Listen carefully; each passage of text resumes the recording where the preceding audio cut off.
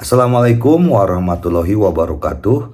Apa kabar sobat-sobat semuanya? Semoga kita dalam keadaan sehat jasmani dan rohani, tidak kekurangan satu apapun. Amin ya robbal alamin. Oke, tanpa berlama-lama kita coba simak saja cerita kali ini. Gas. Bab 31. Aku menyelamatkanmu hanya untuk mengalahkanmu. Penampilan bahagia Guo Wander membuat karyawan wanita lain di sekitarnya merasa iri, cemburu dan benci. Baru pada saat inilah semua orang mengetahui bahwa Henry ternyata adalah pria berlian. Namun, Henry tidak mempedulikan hal ini. Dia memiliki hal yang lebih penting untuk dilakukan. Sedikit kelicikan muncul di matanya, dan dia berjalan menuju Wang Huaiyi sambil tersenyum. Dia datang ke sisi Wang Huaiyi, berjongkok, mengeluarkan jarum perak dari pelipisnya, menepuk keningnya dengan lembut dengan tangannya, dan berteriak, "Bangun!" Wang Huaiyi perlahan membuka matanya dan melihat sekeliling ruangan, seolah sedang bermimpi. Tetapi ketika dia melihat Henry, matanya langsung memancarkan amarah. "Henry, bajingan, keluar dari sini!" Wang Guoqing sangat gembira saat melihat Wang Huaiyi bangun. Dia bergegas dan mendorong Henry menjauh. Dia berpikir bahwa 1 juta yang dia berikan lebih menyakitkan daripada 100 luka. CK, dia sangat sombong, memanfaatkan orang untuk maju dan bukan orang lain untuk tertinggal. Jika saya mengetahui hal ini, saya tidak akan memperlakukannya, dan dia akan mati, dan tidak adil.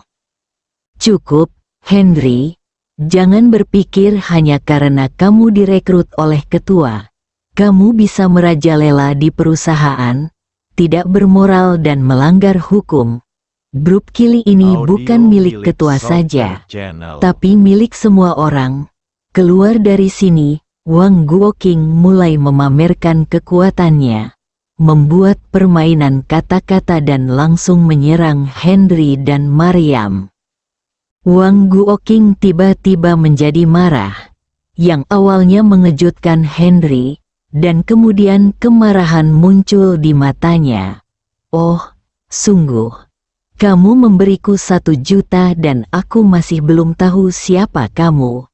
Bagaimana kamu bisa seringan bulu setelah semua ini terjadi?" Henry tiba-tiba menjadi sangat sopan dan lucu.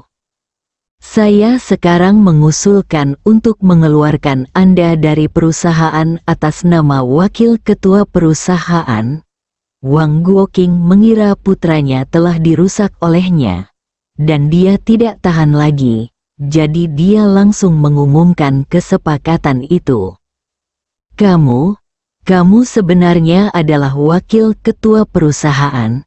Setelah Henry selesai berbicara, dia menyentuh dahinya dengan tangannya, terlihat sangat terkejut dan takut. Wang Guoqing melihat perubahan di wajah Henry dan menyesal karena dia tidak mengungkapkan identitasnya sebelumnya dan ditipu sebesar 1 juta olehnya. Meskipun dia tidak bisa mendapatkan uangnya kembali, dia masih bisa memecatnya dari perusahaan. "Ya, saya wakil ketua perusahaan. Departemen penjualan Anda berada di bawah manajemen saya. Karakter Anda tidak baik, jadi saya memutuskan untuk memecat Anda." "Ahem, sebenarnya, saya tahu bahwa Anda adalah wakil ketua dan Anda adalah ayah Wang Huaiyi. Andalah yang saya peras." Engah, nafas berat Henry membuat semua orang di ruangan itu tertawa. "Kamu?" Wang Guoqing digoda oleh Henry dan lupa identitasnya. Dia berdiri dan menunjuk dengan tangannya, tetapi tidak berkata apa-apa untuk waktu yang lama. "Nama saya Henry. Saya berusia 19 tahun. Saya sekarang adalah karyawan tetap di departemen penjualan. Saya di sini untuk membantu Anda melakukan sesuatu. Henry tersenyum dan berbicara.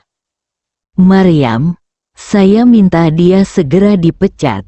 Wang Guoqing begitu bersemangat sehingga dia berbalik dan memanggil nama Maryam. Maryam mengerutkan kening. Dia awalnya memutuskan untuk mengusir Wang Huaiyi, tetapi sekarang Wang Guoqing ingin mengusir Henry terlebih dahulu dan berada dalam dilema. Haha, sepertinya itu benar-benar seorang prajurit ayah anak. Putraku menolak merekrutku, dan ayahku ingin memecatku. Henry mengangkat alisnya dan bertanya dengan ekspresi acuh tak acuh. Ya, aku hanya ingin mengeluarkanmu. Wang Huaiyi berkata dengan bangga dari samping ketika dia melihat Henry berulang kali mencoba menekan ayahnya. Benar-benar seperti ayah dan anak. Omong kosong, bagaimana ayah dan anak bisa berbeda? Wang Huaiyi berteriak dengan marah. Ada pepatah lama di Jawa bahwa balok atas tidak lurus dan balok bawah bengkok. Dilihat dari karakter moralmu, saya kira ayahmu juga sama. Henry mengerutkan bibirnya dan berkata, Kamu bajingan. Wang Huaiyi mengumpat dengan marah. Wang Huaiyi, Wang kecurigaan, hari ini aku akan memberitahumu untuk mulai meragukan kehidupan. Setelah Henry selesai berbicara, dia melangkah maju dan berkata, jepret, aku berjuang demi ayahmu. Salah anak jika dia tidak mengajari ayahnya. Brengsek, bajingan. Meskipun kamu baru saja muntah dan apa yang kamu lakukan di bawah ini adalah kesalahanku, aku tetap menyelamatkanmu, dan tujuan menyelamatkanmu adalah untuk mengalahkanmu. Tindakan Henry yang tiba-tiba mengejutkan semua orang di ruangan itu. Dia bergerak terlalu cepat dan memukul terlalu keras. Dengan dua tamparan, darah menetes dari sudut mulut Wang Huaiyi, dan wajahnya langsung membengkak seperti kepala babi. Di koridor, beberapa orang melihat Henry memukuli penjaga keamanan. Beberapa orang melihatnya untuk pertama kali dan merasa gemetar di hati ketika melihat serangan Henry. Bang, Wang Huaiyi menjerit dan berbaring di tanah dengan tubuh membungkuk seperti udang. Saya melakukan pukulan ini untuk perusahaan, untuk pimpinan Maryam. Sampah perusahaan seperti Anda hanyalah sampah. Henry, beraninya kamu memukul anakku. Wang Guoqing tidak hanya marah, tetapi juga sangat gembira saat melihat putranya dipukuli satu demi satu. Henry menoleh untuk melihat Wang Guoqing, mendengus dingin, dan berkata dengan nada menghina, ini baru permulaan. Mendesis, semua orang tersentak, kaget dengan kata-kata Henry. Aku akan bertarung denganmu. Wang Guoqing menyingsingkan lengan bajunya dan hendak bergegas ke depan. Tapi tiba-tiba tubuhnya mati rasa dan dia tidak bisa bergerak. Tunggu sebentar, saya akan menyelesaikan perhitungannya nanti, dan kita akan melakukannya lagi. Setelah Henry selesai berbicara, dia mengangkat kakinya dan menendang Wang Huaiyi ke tanah. Tubuh Wang Huaiyi terbang seperti bola meriam, membentur pintu dengan keras, dan jatuh dengan lembut. Henry berjalan mendekat dan berkata kepada Wang Huaiyi yang setengah mati, saya melakukan tendangan ini untuk Go Waner. Anda hanyalah bajingan. Anda bahkan menggunakan trik kotor untuk menjemput wanita. Mata Guo Waner kabur, dan dia menatap Henry yang marah, dan hatinya dipenuhi kehangatan. Sebagian besar karyawan Kili Group adalah perempuan. Banyak dari mereka yang belum pernah melihat kekerasan seperti itu dan begitu ketakutan hingga mundur dan tidak berani melangkah maju.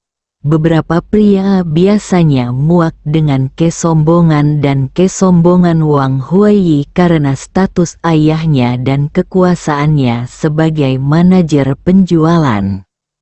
Meskipun Wang Huaiyi dipukuli dengan parah, dia tidak mengalami luka serius atau luka dalam, hanya luka daging. Sebagai seorang dokter, Henry sangat terukur. Wang Huaiyi, sekarang giliran kita untuk menyelesaikan masalah di antara kita berdua. Apakah kamu memilih untuk berlutut dan bersujud kepadaku, atau kamu memilih untuk menamparku 2 kali? Henry membawa Wang Huaiyi kembali ke tempat duduknya lagi seperti seekor ayam. Wang Huaiyi, yang telah dipukuli setengah mati, langsung berlutut di depan Henry tanpa berpikir panjang ketika mendengar pilihan tersebut. Bang bang bang, dia bersujud 3 kali di depan semua orang. Ketika Wang Guoqing melihat pemandangan ini, matanya hampir terbakar. Bab 32. Diusir. Setelah pertarungan, kejernihan yang tersisa di otak Wang Huaiyi memberitahunya bahwa ini adalah seorang preman, dan perlawanan hanya akan menyebabkan pemukulan yang lebih parah. Maryam memandang Henry dengan mata dingin, dan wajahnya sangat gelap hingga hampir berubah menjadi es. Tepat ketika dia hendak berbicara, Henry meletakkan jari telunjuk kanannya ke bibir dan membuat gerakan diam yang sangat intim. Semua orang penasaran kenapa aku memukul Wang Huaiyi, kan? Sekarang aku akan memberitahumu alasannya. Setelah Henry selesai berbicara, dia melihat ke arah Guo Waner. Telapak tangan Guo Waner berkeringat saat menulis USB flash drive. Dia memandang Henry, tidak tahu harus berbuat apa. Haha, Guo Waner, lihat dirimu. Kamu sangat takut, gadis kecil. Henry dengan sengaja memainkan rambutnya 2 kali dengan tangannya, meraih tangan lembutnya, dan mengambil drive USB yang basah. Perilaku yang ambigu dan benar-benar ambigu. Memikirkan hadiah 1 juta barusan. Bahkan Maryam pun merasa ada yang salah dengan mereka berdua. Henry memegang USB flash drive dengan 2 jari, melihat ke kiri, kanan, atas, dan bawah, membingungkan semua orang di ruangan itu.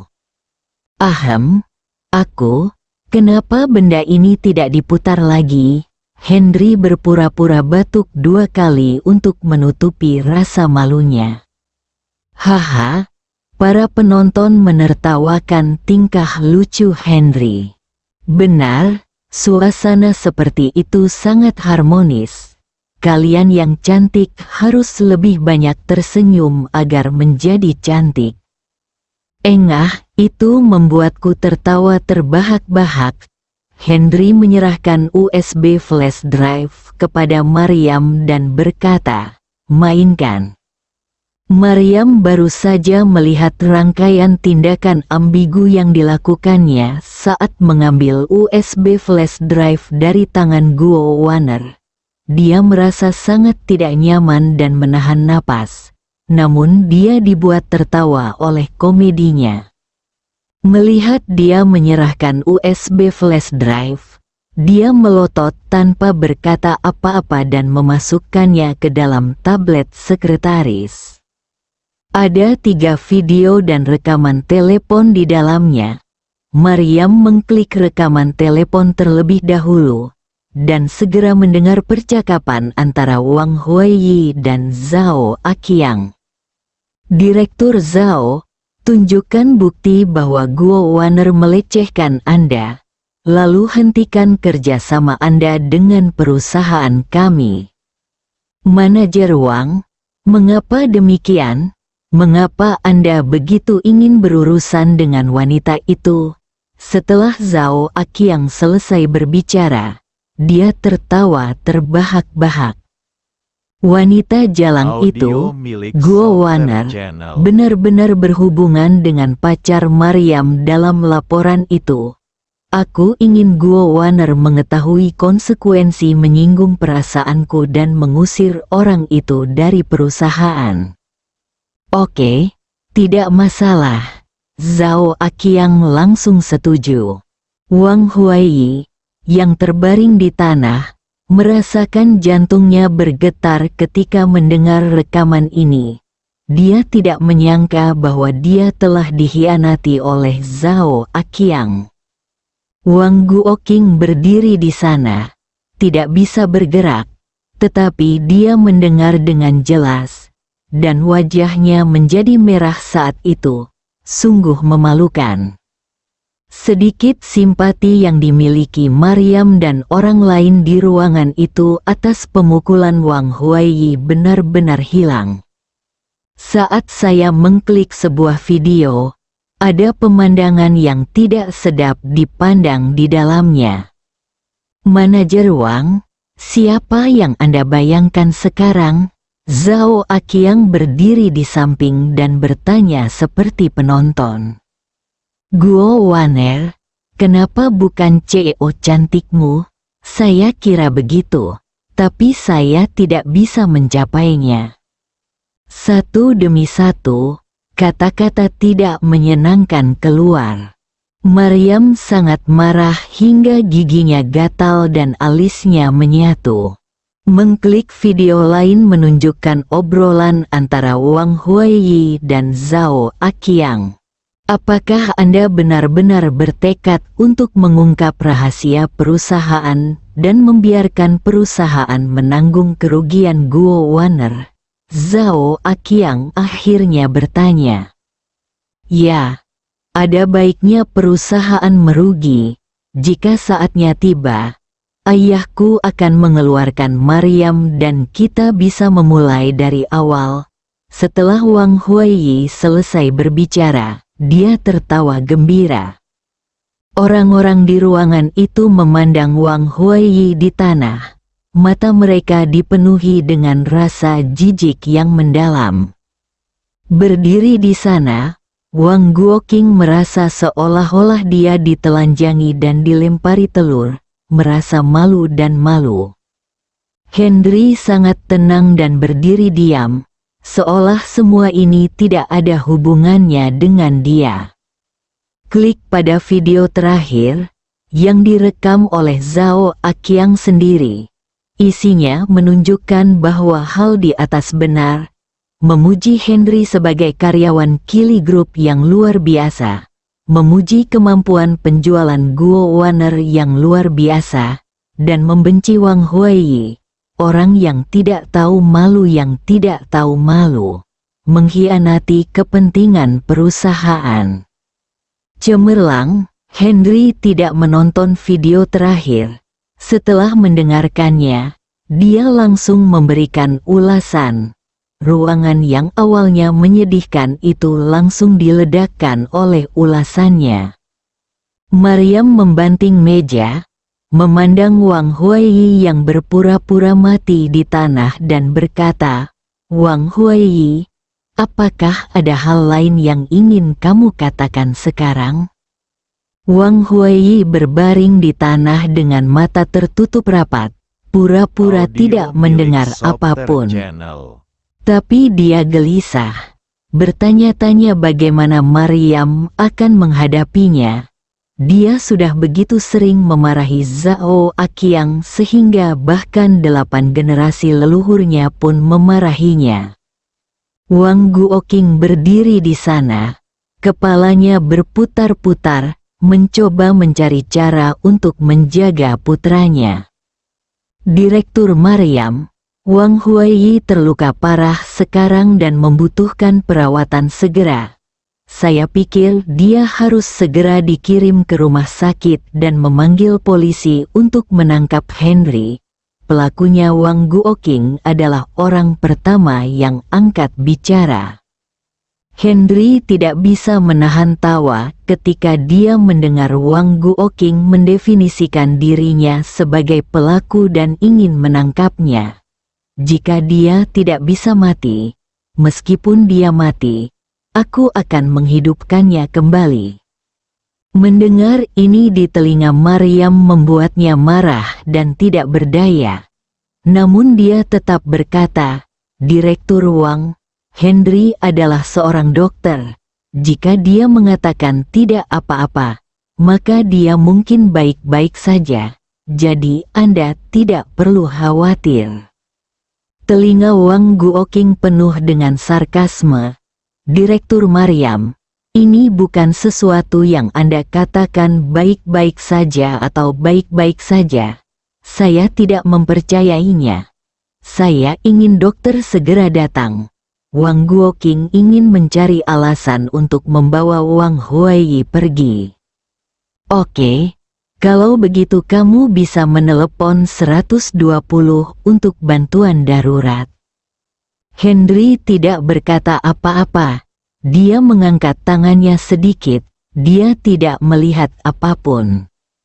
Dia hanya berdiri dalam satu posisi untuk waktu yang lama. Kakinya sakit, dan dia duduk di tanah, terlihat sangat malu.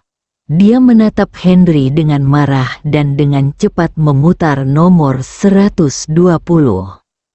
Setelah menutup nomor 120 dan bersiap memanggil polisi, Maryam berbicara. Wang Huaiyi mengkhianati informasi perusahaan dan dengan sengaja menyebabkan pelanggan memutuskan kontrak mereka, menyebabkan kerugian besar bagi perusahaan. Saya mengusulkan untuk mengadili dia dan meminta sanksi hukum. Suara Maryam seperti guntur besar, dan Wang Huaiyi sangat ketakutan hingga dia pingsan. Wang Guoqing awalnya dalam suasana hati yang bersemangat, dan tangannya yang hendak menekan nomor itu langsung terpaku di tempat, dengan ekspresi yang rumit, wajahnya. "Maryam, Direktur Maryam, bisakah kamu tidak menuntut?" Saat ini, Wang Guoqing bukan lagi Wang Guoqing yang sama yang baru saja memanggil Maryam dengan namanya. Maryam diam-diam senang. Dia tidak benar-benar ingin memanggil polisi. Itu hanya tentang Henry yang memperkosa dan memukuli Wang Huaiyi. Jika Wang Guoqing melanjutkan kasus ini, dia tidak akan keberatan mengambil tindakan hukum untuk menghukum Wang Huaiyi. Matanya menyapu wajah Henry, dan Wang Guoqing langsung mengerti. "Direktur Maryam, saya tidak akan lagi mengejar pemukulan Henry terhadap Wang Huaiyi hari ini." Setelah mengatakan itu, dia merasa lebih jijik daripada memakan bangkai tikus. Maryam berpura-pura berpikir, perlahan mengangkat kepalanya, memandang karyawan lain dan berkata, "Wang Huaiyi mengabaikan kepentingan perusahaan karena keegoisannya sendiri. Orang seperti ini tidak lagi cocok untuk pekerjaan perusahaan.